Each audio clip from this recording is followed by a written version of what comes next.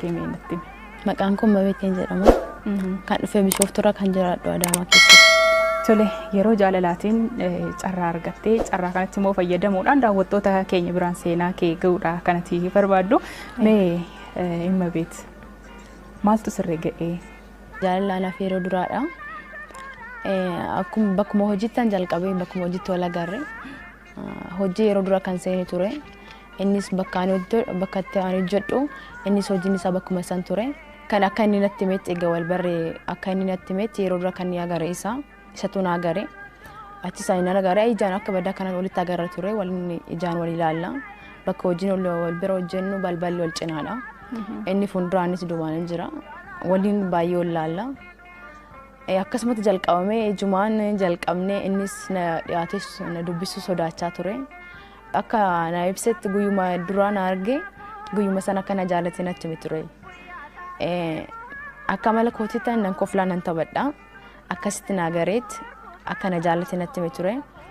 Achi bakkuma hojii inni boqonnaa ture bakka hojii dhufee na bira taa'ee na taphatisee bilbila minaaminaan jedhee na gaafate anis dafee kennuus hin barbaanne ture. Xiqqumatti qoosee achi bilbila koo fudhatee deeme achi wal bilbila. Akka na jaalatu guma sanatti hime akkuma bilbila fudhatee deeme imoodhaan naaf seenee ture. Achi imoodhaan naaf seenee bareedduu koflii kee onni na raasee naan jedhee na ergee ture yeroo duraatiif imoodhaan na ergee ture. Anis yeroo sanitti wanni ta'e natti dhaga'ame. Akkasitti jalqabnee bakka anis akka badaa kana isa jaaladhaa deeme innis akkasuma akka na jaalataa deeme garuu akka jaalala jalqabnee garuutti duuba koo beekuu hin dandeenye anis immoo duuba isaa beekuu hin dandeenye. Akka kooti taanaaf jaalalli yeroo duraadha jaalala sirriitti hin beeku wanta hunda isarratti hin bare anis akka badaa kan inni isa jaaladhe bakka isa wajjin jiraachuuf murteesse. Mee yeroo jaalalaa agamii waliin turtan erga wal bartanii agam? Amma ji'a 8ffaa keessa jirra. Ji'a 2ffaa waliin. Baruma 2012 wal bartanii jechuudha. Erga wal jaalattanii bultii ijaarrachuudhaaf fuulduratti waliin jiraachuudhaaf waan teessanii wal amansiistanii wajjin haasoftan jira? Lakki wanta kanarratti waliin nasoof. Keessa koo keessa jira garuu isa sodaachuuf isa gaafachuuf na sodaadha ture. Garuu ani ofii koo murteesseen ture. Anis akka badaa kan isa jaaladhee ture. Innis akkasuma kana jaalatu baay'ee natti himee jira. Anis akkasuma akka kootii ofii kootii murteessee jira. Garuu akkana jedhee isa hin gaafanne. Waliin hin dubbanne jechuudha. Kaayyoo sana wajjin jiraachuu barbaadamu yeroo gabaabaaf moo yeroo dheeraaf kan jedhu hin gaafanne. Baay'ee bakka anis gaafiin achi taa'aa ture. Achi anis gaafadhe. Gaafannaan akka waadaa haadhaa qabu natti hime ture. Waadaa haadhaa qaba. Haati isaa sun kan dubartiin ishii filattee kan ishii jaalattee akka itti fuutu waadaa akka galsiiste natti hime. Ani yeroo sanis baay'ee rifadhe. Anis akkasuma nan jaaladhe innis akkuma na jaalatu natti himaa jira. Garuu wajjin gargar ba'uu hin barbaadu. Anis akkasuma waadaa haadhaa qaba. Wanta sana immoo dirqama gochuu qaba. Haadha isaa immoo ni jaalata. Kana gidduutti haadha koo nan dhaba jedhee ni sodaata ture. Anis immoo akka kootii haadha isaa akka dhabuu hin barbaadu. Waadaa haadha isaa qaba wanti isheen kan isheen filatteef akka natti himetti dubartittii inni fuudhu sun hin beeku. Ani hin beeku haadha kootu filatee isheen kanaan filadhe ni fuuta naan jettee waadaa nagalsitee jirti. Kanaaf wanta godhu hin beeku naan jedhe. Carraatiif inni waliin fuuftanii bakka teessitti maa deeme jechuudha. Yeroo sanitti baay'ees ture. Baay'ee jaalala keessa seennee jirra. Wantoota garaagaraas wajjin dabarsinee jirra. Egaa ture natti hime ture. Anis ofii koo keessa shakkiin dhufee achi anis akkas godhee isa gaafadhe. Gaafannaanis ifaan natti hime. Si jaalata garuu si wajjin bultii ijaarrachuu hin barbaadu. Kan inni bultiin inni ijaarratu immoo kan haati isaa isaaf filteedha. Anis yeroo sanitti baay'ee rifadhee ture. Wanta jedhus nan wallaalee.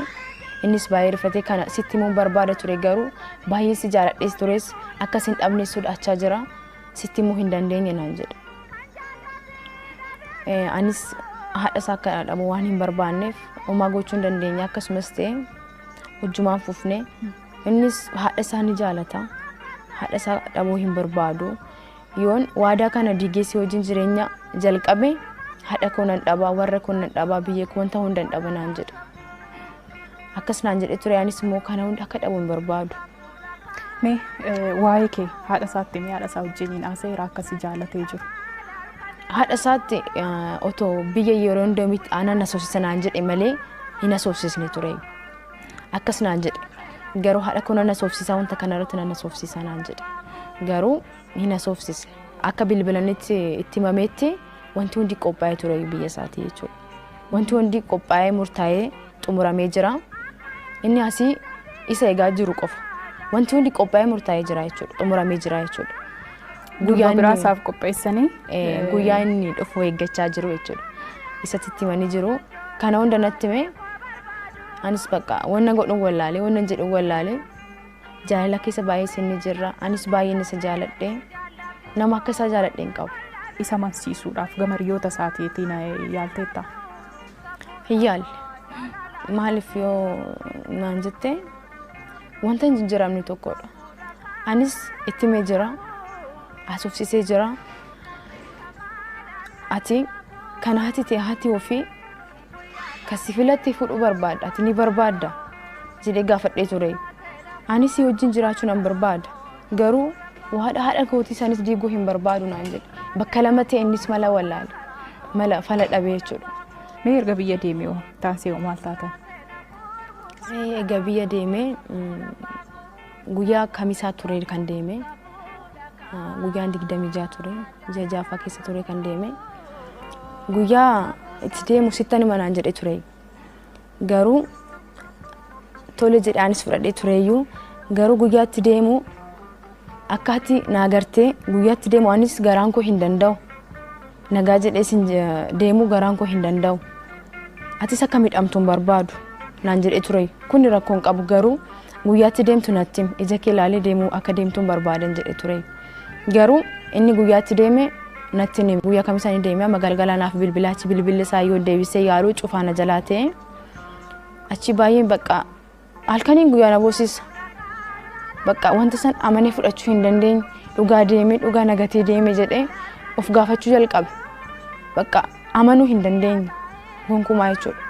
Bakka kanuma na boochisaa guyyaa kamisas akkasumatti bulee jimaatas bilbilli isaa akkasuma cufaa ture guyyaa qidaamee ciisee ture na dhukkubee sa'a boodadha naaf bilbiltasa bilbilisaa naaf bilbilame baay'ee rifadhe ture bakka ciisu akkamitti akkan ka'e hin beeku achi kaasnaan isa dubbisee nagaan galteen jedhee kanuma isa gaafadhe ture nagaan galee ifa manaaf godhe naan jedhe si sobuu barbaadee miti naan jedhe rakkoon qabu nagaan galuu kee qofan barbaadan jedheen. Guyyaa san baay'ee natti ulfaatee guyyaa guutuu bu'aa ture hojii sin seenne achi fuudheet guyyaa isa sadaffaatiin naaf bilbile nagaa naan jedhee akkas isa dhukkubuu natti hime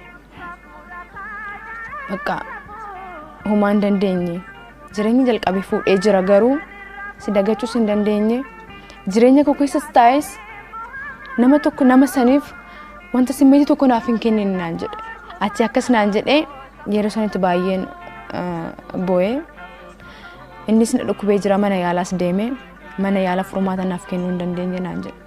Innis yaaddoo keetiin cinqamaa jechuudha. Innis akkasuma cinqamaa jira mana yaalaa deemnanis manni yaalaa kana nu furmaata siif kennuu hin dandeenyu naan jedhe. Anis homaa gochuu hin dandeenye caluman jedhe as taa'ee wanta godhu sin qabu boo'icha malee yaaddicha cinqamu malee wanta godhu tokko hin jiru. Bakka jireenya kee jalqabdee jirta. Jireenya kee jiraadhu. Ani yoomuu ta'e sin jaaladhu. Sin dagadhu hin jedhin kanuma qofan isa jedhe. Innis akkana jaalatu natti hima. Akkana hin dagannee natti hima. Akkasuma bilbila isaaniis dubbisuu hin dandeenye gidduudhaan na cufee guyyuma san bakka akkasis ta'e naaf bilbila.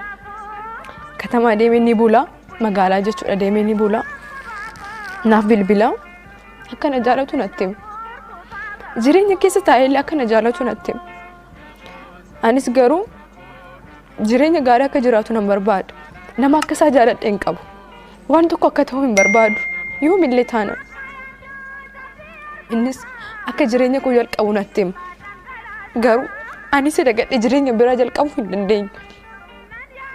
akka jireenya biraa jalqabee jireenya koo gaarii akka wanta gaarii irra jiraadhu ni barbaada. Garuu nama akka isaa jaalladhu hin qabu.